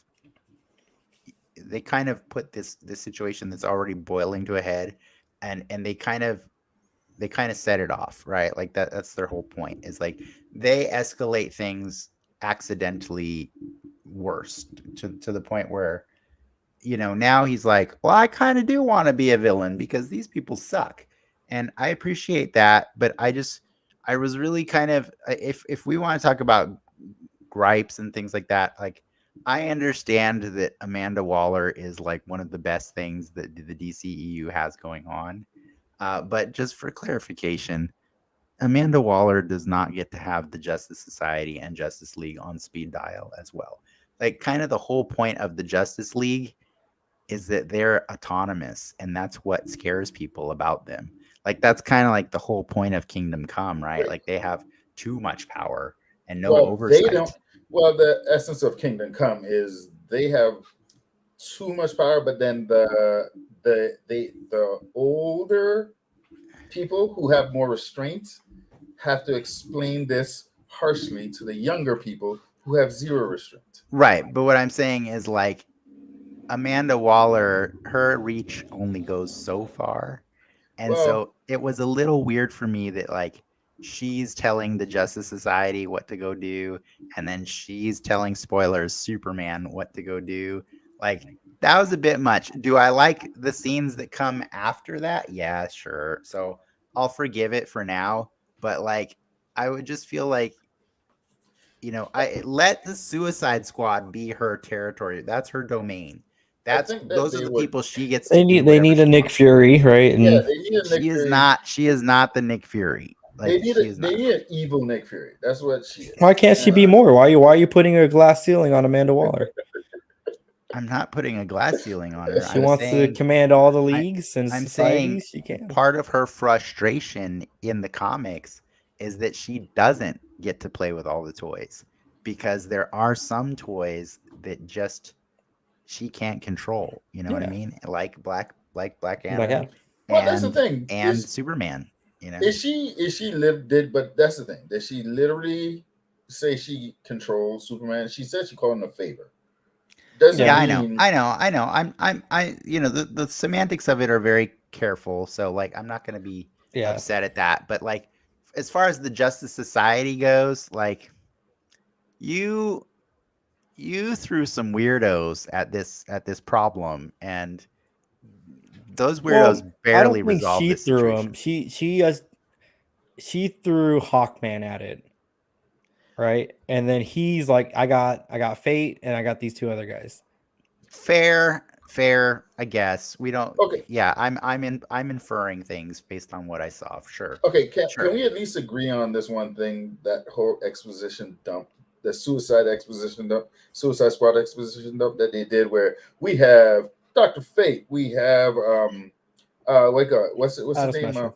It's Atom called Smasher. world building. Yeah, but basically, you just give a dialogue on who, what, when, where, and why. Same shit they did in Suicide Squad. Same shit they did in this. It's like it just doesn't. It doesn't build the world. It just adds people to It kind of does though, because you got a sense that, hey, this is Adam Smasher 2, right? There's a Adam Smasher. They even got Henry Winkler to show up for a scene just to establish that this is like a whole. It's kind of like Ant-Man. They were kind of leaning on the Marvel Universe in a lot of ways, like for saying, okay, we can use things as shorthand because people have seen this stuff elsewhere. So like, I didn't even mind that the beginning of the movie was ripping off a lot of Black Panther. Like a lot of the movie is ripping off Black Panther. Like that everybody holding their hands up like a diamond or like a triangle all the time. That was the most desperate attempt to do a Wakanda Forever. I walked in the movie. I'm okay with it. Like I'm okay with it because like the thing I like about Black Adam in general is it's a movie like that is not for everybody, and it's a character that's not for everybody in the story itself. So it's kind of meta, right? Like he's like, if you don't like him, that's okay, because like he doesn't care if you don't like him, kind of like She-Hulk, you know. And so I really appreciate that. So I didn't necessarily need like all the people of Kahndaq to like, you know that this 5,000-year-old ritual, like you should just hold your hands up like this and then here's your savior will come. Like that's weird, but I was willing to forgive it because I got what they were trying to do. Is they were trying to inspire through different things. They were trying to throw a lot at it and hope that like 90% of it sticks. And I think they did. Like I think they succeeded at that. Like, so you're upset about the exposition of the world building, but like, dude, now we know that there's not just a Justice League. Now we know that there's also a Justice Society that's been around for a long time. Well, they stated in there that they were the first. I think they said exactly. I believe they said world building. Which again, it's not necessarily the world building I'm against. It's the how. It's the how comes later, Joel. No, I'm not talking about how it happened. I'm talking about how they explained it. It was right. You're saying the movie had bad writing. It was a little too preachy for me. Okay. You could have introduced it. You could have introduced them by them going. Here's like, hey, me and my crew are gonna go on there. They call it Justice Society. Here's my thing. Like, I hate origin movies at this point. We're 20 some years deep in superhero movies, right? Like it's never stopped since Blade. Ever since Blade came out, it's just the Hollywood has got a fever for just throwing every single thing at us. Yeah. And my thing is like, after a while, the first entry for most characters gets old for me because it's just too much of like one thing, one note. And what I really appreciate about this movie is it was all the things that we always wish we had in origin movies, which was like dare to do more, right? Like remember back in the day when they used to say like, "Oh, we never want to try and do a Spider-Man movie with more than 2 villains because it'll get too busy." Like fuck that. Throw 5 in there plus 2 other Spider-Men. Yeah, let's do it. And Doctor Strange. Let's They do did it all in the that comics. shit. That's how I look at it. But you know what I mean? Like, so what I'm saying is like, I don't want to knock Black Adam for throwing an Intergang, a Justice Society, a Superman, and like building out the Shazam verse even more. Like, man, they built in every direction all at the same time. Well, Did they really mean build like out the Shazam verse? Because the fact of the matter is that Shazam's his arch enemy, and then he didn't mention him one damn time in the movie. What? Yeah, see, they mentioned him several times. They said the word Shazam a million times. Well, okay, That's- they said the word that's Shazam, but his that's power. his power. because They didn't even- because they don't know each other yet. They can't be like, so you're looking you're not looking far enough. Like that's really weird to me. You're excited for like the kingdom come that comes because Superman and Black Adam might face off. But really, like, you don't want to see Shazam fight Black Adam? I don't No, I think think DC he should be. Warner Brothers wants them to see that. I think they should. It was a little weird to me that they. Are you sure? That they Because jumped Dwayne to- Johnson produced Shazam. Yeah, he did. He executive produced that movie. Yes, he did. It seems weird for them just to jump straight to Superman, right? Well, because he's a bigger draw. No, because here's the real truth of it. Shazam versus Black Adam is a better fight than Superman versus Black Adam. Why? Do you know Superman will win? Superman gets his ass whooped by Black Adam, dude? Like in a lot of stories, because in the current universes, Superman's weak against magic. Magic, yeah. Black Adam is all magic. Like, it's a bad fight. Like, there's a really cool animated short on HBO Max that's like it's called like, I think it's like Shazam and Superman or something. I don't remember what it's called, but like it's literally like about Superman is meeting Billy at a diner and trying to like impart wisdom on him, and then Black Adam shows up and Superman goes out there to like answer the call, and he gets the shit kicked out of him by this guy. Like, I know you like your Kingdom Come story, but like it's a little outdated. Superman loses hard to Black Adam, dude. For the world that we live in now, yes, it's outdated. It's definitely but the arrows are pointing towards the Superman Shazam or Superman Black Adam fight. Yes, right. So that the later game it's like wrestling, right? You always have somebody put one over on another person. So by having Superman in that movie, it legitimizes Black Adam more, right? Mm-hmm. Because like they threw what they think is their biggest thing at Black Adam. Mm-hmm. But what they're not realizing is the next person to get put over is Shazam, like, because he's gonna have to come. I also kind of like that, like, this movie got a do-over on what Shazam couldn't do, which is have actual Henry Cavill show up at the end of the movie. Yes, like it was kind of like a meta inside joke there, because I almost thought his face was CG'd too. Like, it just looked weird. I was like, I'm really clean. For all of what's worth, I'm happy. I would be excited to get more Henry Cavill. Yeah, I think he's a good Superman. Did you guys notice when he walked on screen, he had the S on his hair? He had the curl. Yeah, he had the curl. I was just like, oh, they did him a little dirty for past few movies. So just to be clear, I liked the movie all before that part too, but I can tell the way you guys calmed down that was your favorite part of the movie. It was part of it, but I don't want to sit. My favorite part was all the violence through the entire. I'm not going to sit here and like, oh my god, that's the greatest thing ever. It was fine. It was a good movie. Dude, I'll say it's a good movie. I did not like. I didn't not like the movie, but I did. It's like I liked it. It was the violence was so good. The violence was the part that perked me up the most in the movie, Superman, I feel like it was a Oh tie. man, I for the loved per- seeing Black Adam when just he murder destroys everyone. the mine and Kanye started playing, I was like, oh god, they want to take that one back. I will say this. I will say, like, when I came home, I said that movie felt like they really wanted the budget to be seen. Like they wanted all the money to be It's a popcorn movie. on the screen. And I said to my wife yesterday, I was like, the one place that I would say didn't really like match everything else was the music. I thought they tried to do a safe version of a James Gunn soundtrack, but it was just like songs that I really don't care to remember, or like I don't know. I None think of the it's music. like one too many slow-mos for me. Not that they're bad, but like when the painted black scene like went on the for DC like universe, man. an That's extra just- minute, I was like, okay.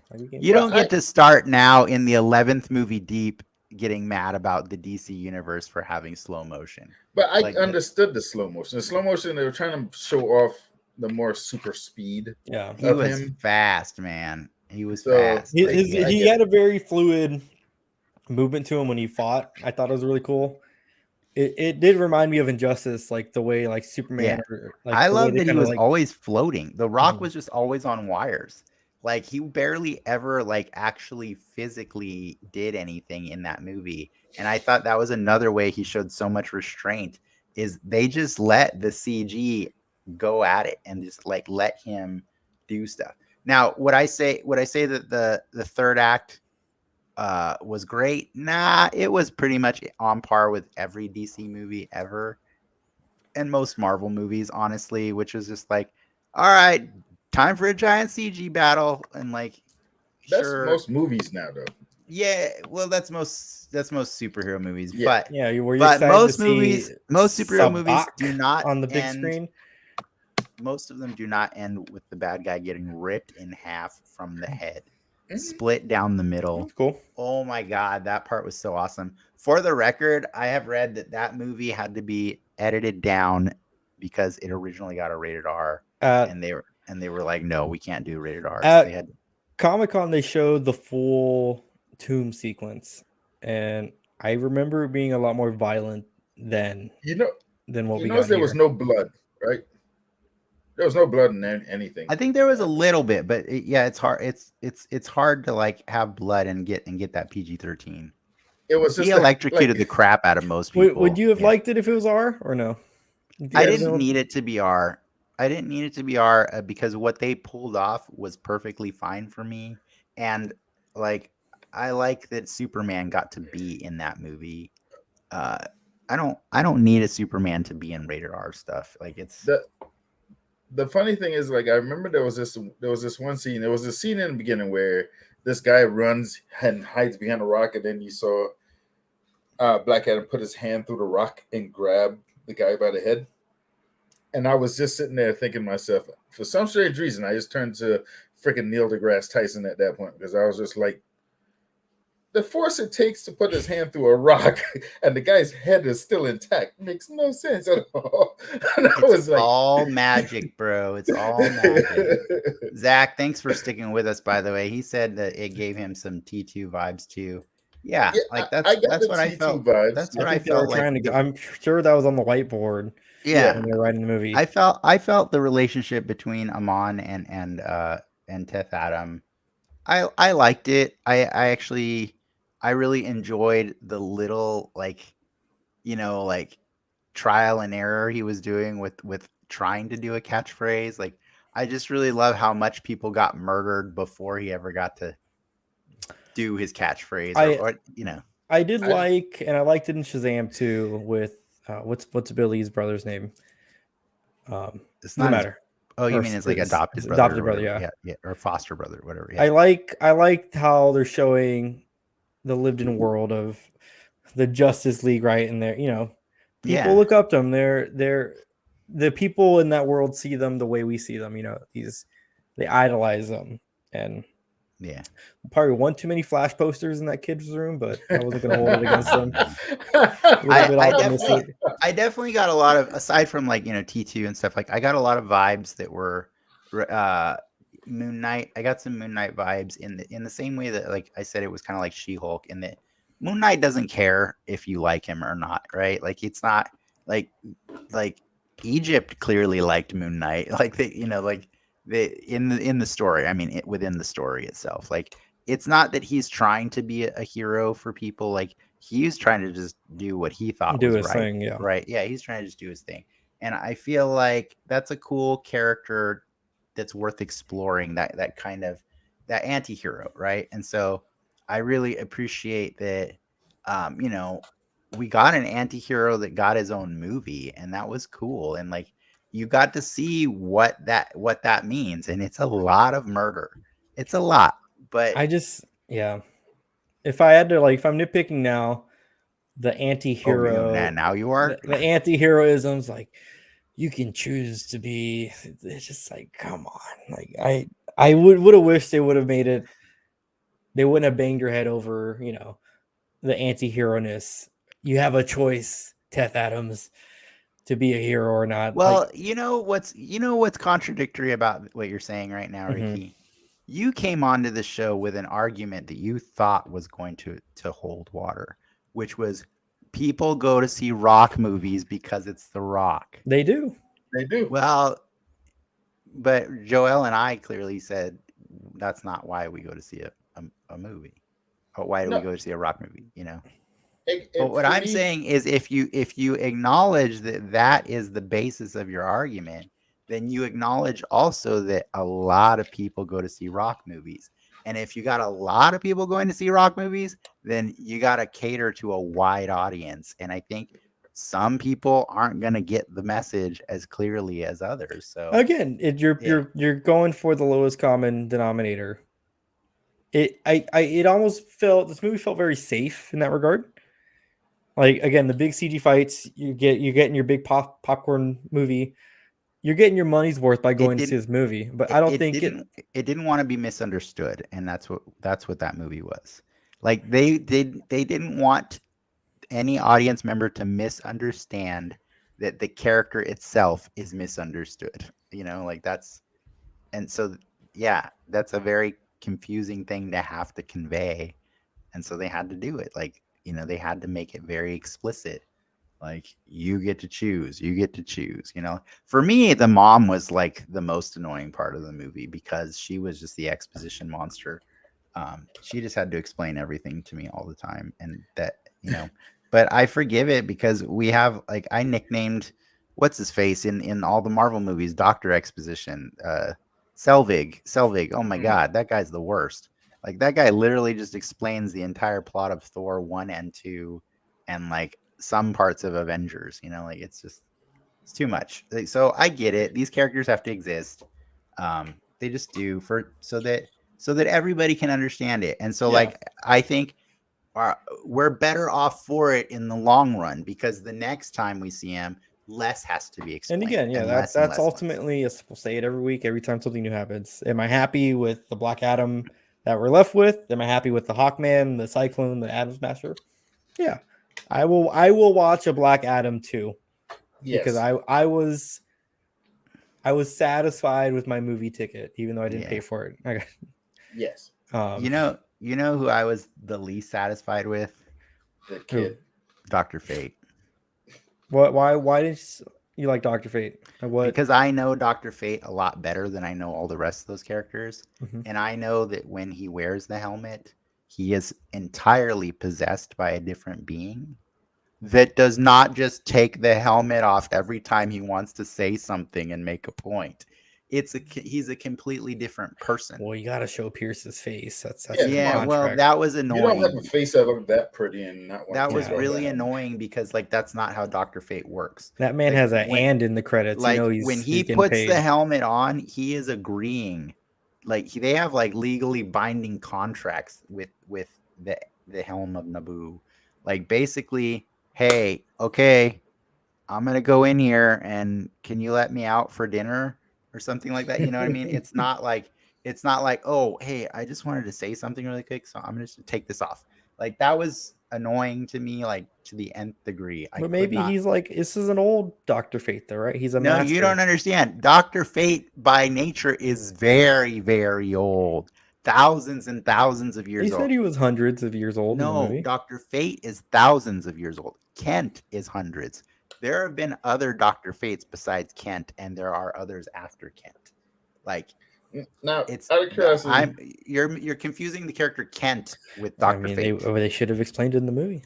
Well, yeah, but they can always explain more later. But like my point was like I know why he was doing it because some actors feel that they really need to have their face shown in so many moments.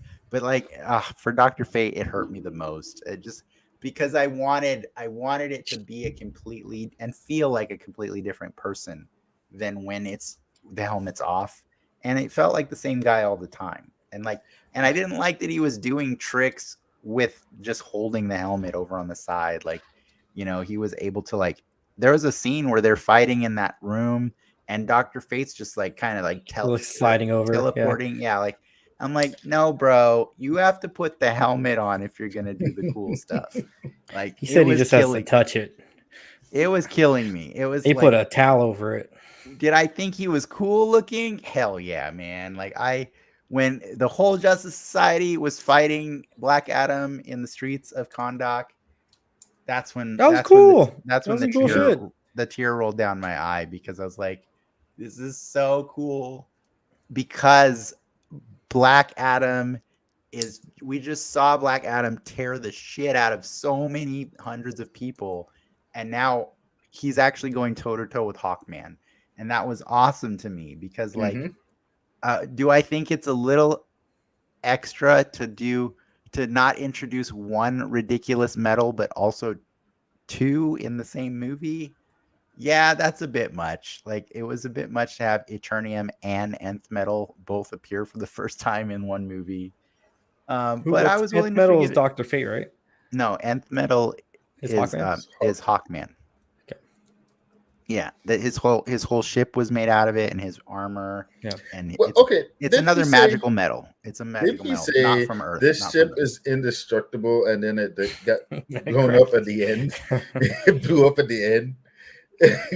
I was like, wait a minute. Yeah. The little world building nuggets were cool though. Like yes, you're right. I didn't like that Harcourt was in Amanda Waller's prison. I did like that prison, and they do the shot, and it's full. That was cool. I will agree with you entirely on everything you just said right there for the first time. It kind of hurt me that to know that that's where Harcourt went next. Yeah, like that's dark. Well, she stopped at the spirit store to get her Matrix costume, and then I felt like she was in a happier place at the end of Peacemaker, and now she's like in charge of the tomb, basically. Like that was gross. Yeah, underwater. Like, yeah, I didn't like that, but did I like that they were like, "Hey, remember Peacemaker? We like that shit too." And I was like, "Yeah, I like that." You know, so mixed feelings. So I really like that they. Like I said at the beginning, they embraced all the good of the DC universe, especially the fact that fans have wanted so badly for Henry Cavill to come back. They just want to see Henry Cavill be the Superman that they imagine he could be, not the one that he's portrayed in the past. They want to see the real Superman, and they believe he can do it. And I really do believe he can do it too. So I was very filled with joy when I saw that. I haven't given up on him. Again, I think the Superman failures of the DC universe are not because of him. By the way, I noticed in the Super News you didn't include a breaking headline from the other day. Walter Hamada has now left as the guy in charge of DC Films. He is no longer there. You can argue the circumstances for his departure, whether or not it was forced or that man cashed out. Yeah, but that's what he did. That's for me. That's an excellent step in the right direction because I want to see more stories that make me feel the way Black Adam did. Like I felt like I was watching the stuff ripped out of the pages or out of the DC universe online. You know, like there's there's an entire sections of that game where you go to Kahndaq and you fight mummies and you fight Black Adam and you fight all kinds of other characters and stuff. And it was fun to see that world portrayed. Is Kahndaq the kind of place that people are going to fantasize about, like Wakanda? Hell no. Like that's like it was opposite effect, you know. Like that would be a cool juxtaposition, though. Black Adam too. They go back to Kahndaq, and they're in control of the metal, and look at all the cool shit they can make. Well, I do like it in the sense that it starts in a very Black Panther way, but it is a direct juxtaposition to Black Panther, because this is like basically saying, yo, Black Panther is really cool and all. Like, it's really cool to imagine a world that like has the only source of vibranium, and they're able to capitalize on that and build technology beyond the reaches of anybody that imagination. The alternative to that is, okay, so Kahndaq here, crazy, only place you can find this metal, and the people weren't fast enough to develop. So guess what? Evil corporations and criminal organizations just strip mine the shit out of it, and this is what you're left with. I like that. I like that direct comparison that you can make to that and say, like, this is just the real world version of how that would play out, you know? So it's dark, you know, it's gross to think about it, but in all honesty, that is the reality, right? Like, that's why blood diamonds exist. Like, that's what blood diamonds are, is just like horrible shit happening in the pursuit of mining diamonds, you know? Mm-hmm. So like, I've heard a lot of people complain that Black Adam had ripped off a bunch of other movies, but there's only so many stories you can really write. I think for every time they stole from or borrowed from something, or were inspired by something, whatever you want to call it, every time they did it with purpose, and they did it differently. They did something differently, you know? So I appreciate that, you know, we could be like, we can't be on both sides of the fence here. Like, right. Like, yeah. If we're clamoring to see the DC universe grow, then we have to allow it succeeded in that department. Exactly. Well, real quick, as we wrap up here, give me top 3 DC EU movies. DC EU movies. That doesn't count the Batman movies, right? That doesn't count the Batman, no. James Gunn's Suicide Squad. Okay. Black Adam. And then, do I really have to pick a third one? No, pick a third. I honestly, I know I'm in the minority here, but I freaking love Wonder Woman 84. Dude. Like, I forgot about that one. Definitely in minority. I love that movie, dude. Not more than Wonder Woman 1? I mean, I love Wonder Woman 1 also, like, a 2 lot. members of intelligentsia here. What? No, I'm just saying, like, I really, like, I love the camp of Wonder Woman 84. I love how much it drew from the Christopher Reeve Superman movies, and like, that movie really does fall apart in like the last 20 minutes. Falls apart after like 5 minutes of that. No, I'll give it. The majority of Wonder Woman 84 was. There's a lot of things that fall apart on it, unless you just accept that it exists in a crazy ass universe. You know what I mean? Like, that movie was just hot shit. I don't think it's hot shit, but I guess the safer answer is Wonder Woman. But the problem is, I think that movie seriously falls apart in the third act. It's just like Wonder Woman, the first one. Yes, the third act is a steaming pile of shit. Same thing as Black Adam. We agree to disagree on this one. Same fight scene. Yeah. It's the same fight scene as the end of Black Adam, basically. It is. Mm-hmm. Top 3? My top 3, number 1 is Wonder Woman. Number 2 would probably be Zack Snyder's Justice League. Ugh. Okay. The man has conviction. Agree to disagree. And number 3 would, I'll probably say the first Superman. All right. Yeah, that's.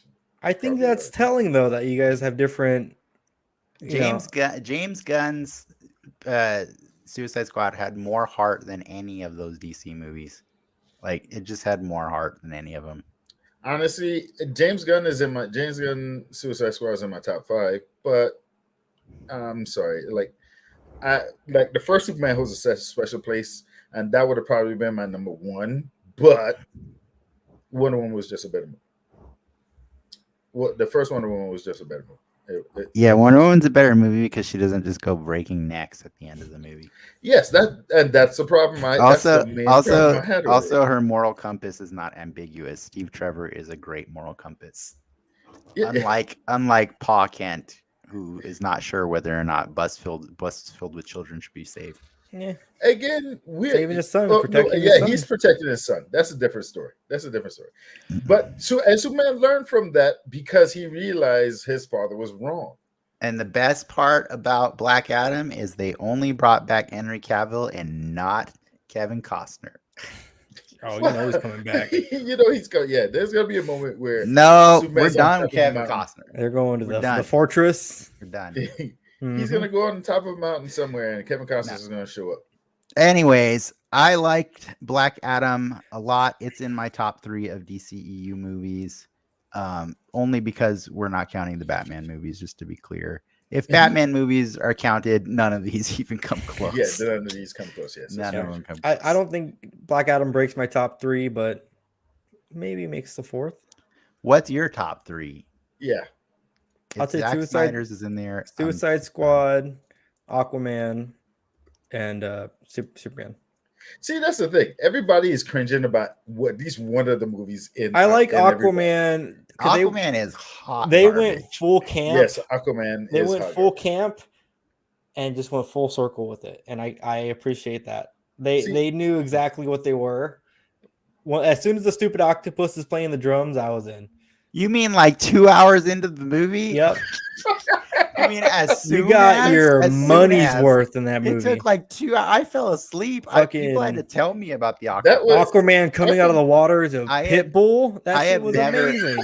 I have never seen the octopus, by the way, because I hated that movie. Stay awake through that movie. Once it kept going, I'm like, you know what? These guys are just doing it, and I have to applaud him for that man had a vision and he did it. That is the prettiest pile of shit I've ever seen in my life. Prettiest. All right. That movie was beautiful. It was the color scheme. James Wan, right? Yeah. Okay. Yeah. So you're right. Everybody's got different hot takes. So it's up to you, the viewer, to decide. You've listened to our arguments for the whole show. Whichever one you most agree with. At the end of the day, we all said we like Black Adam. Yeah, we liked it. Yeah, we liked it. Yeah, so you can just go into it with whichever frame of mind you want. But find a matinee. I'll just say I respectfully disagree with both people here on a lot of these points that they made. And that's what the whole night is about, is just about having nerd arguments. Hold on. I got real quick. I'm wrapping up the show, man. Real quick. I just have to. Real quick. It's 9:53 right now. I have to bring this up. Just out of curiosity. Now, do you guys with Black Adam? Do you guys think that what's her name? The mom. She was the mom. Whatever the mom's name was, I forgot her name. But her parental skills were that good. Keep in mind, she just watched this man kill all these people. They were horrible. That's why I said she's my least favorite character in the movie. You just watched him kill all these people, and then when they go home, she leaves him in the bedroom with their kid. I know. And I was just sitting there. I was just like, "Why is he there?" Well, the uncle's there too, but the uncle was in another room. Yeah, the kid was actually in the bedroom with Black Adam. I was just like, no one's debating that the mother is a terrible mother. That's actually really on display at the beginning of the movie when she has her kid go to try and tell off an armed security guard. Yeah, no, we're not arguing this. She's a bad mother. But it's a good movie, even though it has sometimes bad moms exist in the world. Home Alone. It's okay. Exactly. That woman forgot her kid like 3 times or 2 times. I don't even know how many times. On Christmas, man. On Christmas. I don't I think could it was understand Macaulay in the one. third movie. I don't think he was him in the third movie. I could understand one. Shazam, another bad mom. Was Yes. it? Okay, Shazam has a very bad mom that Yeah. abandoned him. Yeah, it's okay. Can we end the show? And We can. We can continue. We can. You know what? We got to leave something for the soapbox, Yeah, guys. we'll leave the bad mom talk for the This is soapbox. definitely one of the longest episodes we've done in a while. I appreciate everybody for having so much to say. Thank you to Joel and Ricky for nerding out with me tonight. We're going to take a few weeks off, and we're going to come back big for Black Panther with Ricky and a special guest. I don't want to say who yet, but it's pretty. I'm pretty certain. And maybe we'll see if some other people can show up for that one as well. Thanks to our patrons for supporting our growth and to our audience for tuning in. Zach, we thank you for showing up. I know I did invite Zach to be on this show, but he wasn't sure he'd be able to see the movie in time. Wow. So I appreciate that he was there in the comments and clearly he saw the movie. But yeah, if you had fun, please remember to like and subscribe and check us out on Patreon for our after show, The Soapbox, starting moments from now. Yeah, I think that's it, guys. We're going to say see you next time on Den Excelsior True Believers. Enough said. Bye, guys.